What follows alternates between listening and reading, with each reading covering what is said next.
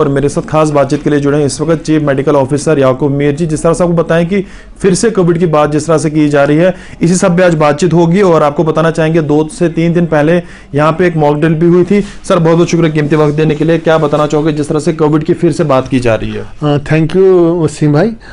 जैसे चाइना में, जापान में, साउथ कोरिया में, इन कंट्रीज़ में बहुत कोविड की जो लहर आ रही है उसको मद्देनज़र रख के हम अपने जो कंट्री है और उसके साथ साथ अपनी यूटी में भी हम कुछ प्रिकॉशनरी मेजर ले रहे हैं। वैसे डरने की कोई बात नहीं है, हम बिल्कुल तैयार हैं।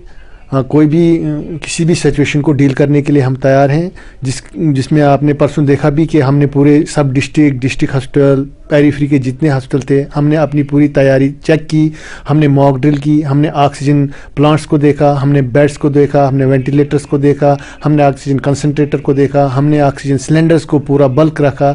उसके बाद हमारे पास टेस्टिंग की किट्स अवेलेबल हैं, हमारे पास मेडिसिन अवेलेबल हैं। यानी ये है कि हो सकता है कि कल कोई ऐसी सिचुएशन आ जाए जिस वक्त हम तैयार ना हों, लेकिन हमने उसके लिए ऑलरेडी इसकी तैयारी कर ली है। और अगर कल कुछ होता है, खुदा न खास्ता कल कुछ होता है, तो उसके लिए हम मेरे साथ बड़ा एक अहम सवाल है, इसमें किस तरह के सिम्टम्स वगैरह आ रहे हैं?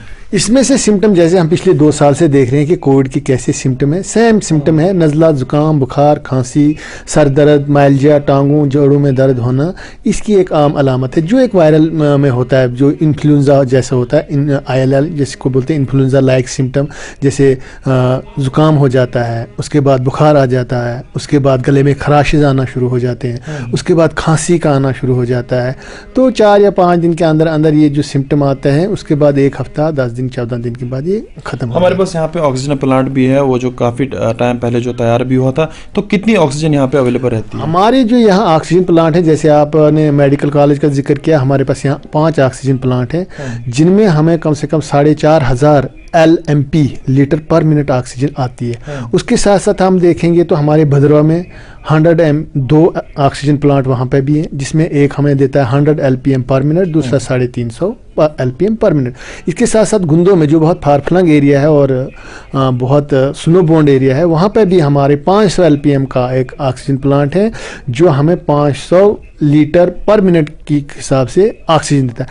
और वो ऑक्सीजन डायरेक्ट बेड्स पे जाती है। जैसे आप भद्रवा की बात करें तो हमारे 19 ऑक्सीजन बेडेड हॉस्पिटल बेड्स हैं जिन पे डायरेक्ट ऑक्सीजन पहुंचती है। और जिसी तरह गुंदों में हमारे 40 ऐसे बेड हैं जहां पे डायरेक्ट उस पेशेंट को वहां पे ऑक्सीजन बेड पे ही मिल जाती है। तो आपका महकमा जो है किस तरह से इस लड़ाई के लिए तैयार है? जैसा आपने देखा कि जब हमारे पास कुछ नहीं था, थोड़ा बहुत था, उस वक्त भी हमने डिस्ट्रिक्ट डोडा में स्पेशली हमने अपने जितने भी रिसोर्सेज थे, हमारी सिलेंडर्स थे, अपने दिन रात हमने मेहनत करके हमने यहाँ पे मेडिकल कॉलेज में उसको हमने टैकल किया, उसको बड़ी संजीदगी से लिया। डिस्ट्रिक्ट एडमिनिस्ट्रेशन ने बहुत साथ दिया, हमने क्वारंटाइन सेंटर बनाए, हमने वहाँ पे पेशेंट्स को रखे, हमने टेस्टिंग बहुत एक्सटेंसिव टेस्टिंग की। उसके बाद हमने यहाँ RNTCP लैब का इनाकाद किया। और हमने जितने भी हमारे टेस्ट, पहले हम उधमपुर लिया जाते थे, VTM जैसे हमारा RT-PCR का टेस्ट उधमपुर लेते थे, जम्मू लेते थे। फिर विदिन 1 साल के अंदर अंदर हमने यहाँ पे ऑक्सीजन प्लांट भी बनवाए, हमने RT-PCR लैब भी बनाए। और हमारा जितना भी टेस्ट होता है,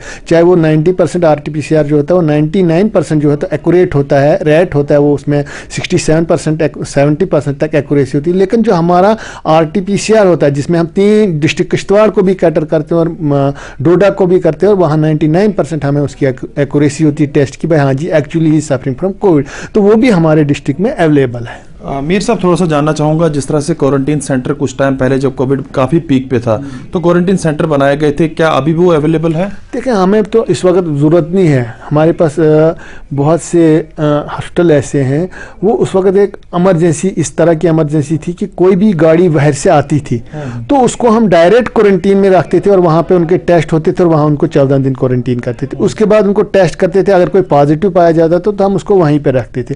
उसके बाद उसके साथ अगर उस हाल में कोई पॉजिटिव निकलता था तो फिर और लोग जो थे उनको भी वहाँ पे रखना पड़ता था, ताकि हो सकता कहीं ये स्प्रेड ना हो, क्योंकि आपको पता है कि ये स्प्रेड जो होता है स्नीजिंग वगैरह, कफिंग से ये बैक्टीरिया जो 2 गज की दूरी पे अगर आदमी ना हो रहे तो ये फैलता था। तो उसकी वजह से क्वारंटीन सेंटर हमने बनाए थे। आज तो हमने ये पॉलिसी चेंज हो गई कि हम होम आइसोलेशन करते हैं। अगर कोई पेशेंट हमारे पास पॉजिटिव आता है हम उसको होम आइसोलेशन करते हैं, मेडिसिन देते हैं और फिर उसका हम ये करते हैं कि उसका हम जो कॉन्टैक्ट ट्रेसिंग करते हैं। सपोज करो हमारे पास एक पेशेंट आता तो हम उसके फैमिलीज को, उसके रिश्तेदार को, जहाँ जहाँ पे हो गया कम से कम 20 से 25 लोग का हम उसका करते हैं जी, कॉन्टैक्ट ट्रेसिंग करते हैं। आम पब्लिक को क्या आपकी तरफ से मैसेज होगा? हम आम पब्लिक को यही मैसेज देंगे कि देखो जी, एहतियात हर चीज़ में एहतियात ज़रूरी है। Prevention is better than cure. चाहे वो कोई भी चीज़ है तो एहतियात करना लाजमी है। तो हम इनको कहेंगे कि जो फजूल का घरों से निकलना, भीड़ भाड़ वाले इलाकों में न जाना,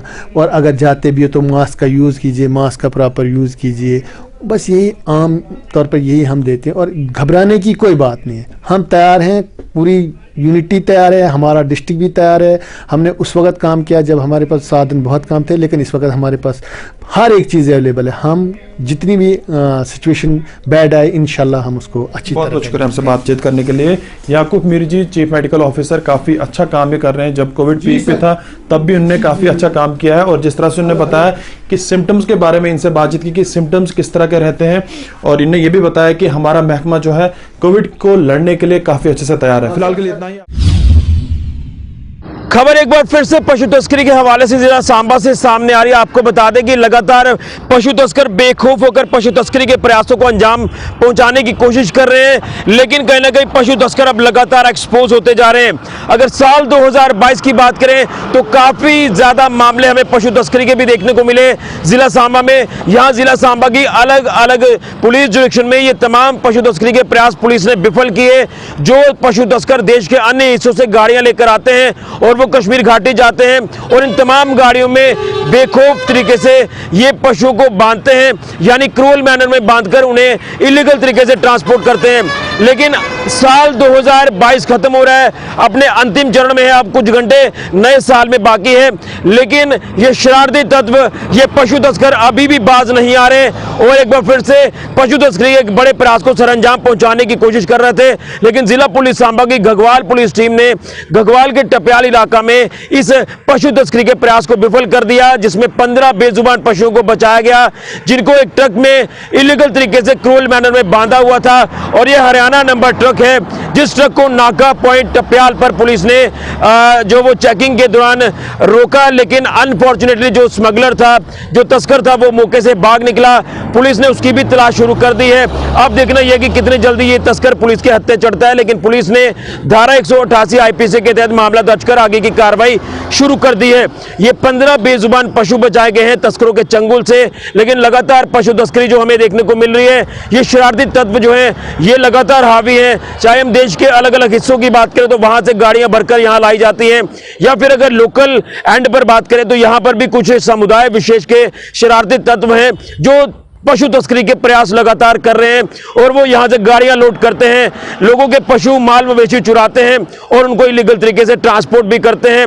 यानी अलग अलग तरह के जो इलीगल एक्टिविटीज इनकी तरफ से की जा रही हैं, इसको लेकर लोग भी काफी परेशान हैं। और कल भी जो राजपुरा में हमें मामला देखने को मिला, उसको लेकर भी पुलिस को लगातार कहा जा रहा है कि इनकी धरपकड़ जल्द से जल्द की जाए, इनके ऊपर सख्त कार्रवाई की जाए। अब देखना यह कि पुलिस किस तरह से पशु तस्करों के ऊपर लगाम लगाती है और पशु तस्करी के मामले कितनी जल्दी खत्म होते हैं, इसको लेकर हमें इंतजार करना होगा। लेकिन उम्मीद करेंगे कि साल 2023 में पशु तस्करों को जो है इनके खिलाफ सख्त कार्रवाई की जाएगी, इनके खिलाफ शिकंजा कसा जाएगा, ताकि ये बेजुबानों को जिंदगी दांव पर ना लगाएं जो लगातार ये पाप कर रहे हैं। लेकिन ये बेखौफ दरिंदे लगातार यहाँ पर तस्करी के प्रयास कर रहे हैं, और अगर ये पकड़े जाते हैं, इनकी बेल हो जाती है, गाड़ियाँ जो पकड़ी जाती हैं वो भी रिलीज हो जाती हैं। उसका एक कारण यही है कि जो धारा लगाई जाती है वो इतनी स्ट्रांग नहीं है। अगर कानून में प्रावधान हो, संशोधन हो, केंद्र सरकार को चाहिए, जम्मू कश्मीर पुलिस को चाहिए, जम्मू कश्मीर प्रशासन को चाहिए कि इसमें प्रावधान कर कड़ी धारा जो है वो शुरू की जाए, ताकि इन तस्करी के प्रयासों में कमी आए, पशुओं को बचाया जाए और इनके खिलाफ सख्त कार्रवाई की जाए पशु तस्करों के ऊपर जो बेखौफ होकर ये इलीगल गोरखधंधा पशु तस्करी का चलाते हैं। तो ये आज की बड़ी जानकारी की जिला पुलिस सांबा की घगवाल पुलिस टीम ने एक और पशु तस्करी के प्रयास को विफल किया है। 15 बेजुबान पशुओं को बचाया है तस्करों के चंगुल से। तस्कर फरार हैं, उनकी तलाश पुलिस लगातार जारी कर चुकी है। अब देख रहे हैं कि कब तक वो पुलिस के हत्थे चढ़ते हैं, लेकिन पुलिस का भी सीधा संदेश है कि पशु तस्करों को बख्शा नहीं जाएगा। लेकिन उम्मीद करेंगे कि इस नेक्सस को जल्द से जल्द तोड़ा जाएगा, और तमाम नाका पॉइंट्स को चाहिए कि हर एक गाड़ी की गहनता से जांच करें, लखनपुर प्रवेश द्वार जम्मू कश्मीर यूटी का, वहां पर भी चाहिए कि सुरक्षा को बढ़ाया जाए और हर गाड़ी की चेकिंग की जाए जो एसेंशियल सप्लाई देश के अन्य हिस्सों से जम्मू कश्मीर में आती है, क्योंकि इसी एसेंशियल सप्लाई में जो वो आड़ में ये तस्करी की जाती है, चाहे वो पशु तस्करी हो, नशा तस्करी हो या फिर हथियारों की तस्करी हो। ये बड़ी जानकारी पशु तस्करी के हवाले से जिला सांबा से। फिलहाल के लिए कैमरामैन राहुल के साथ ऋषि खजूरिया, जगरू 24/7 न्यूज के लिए।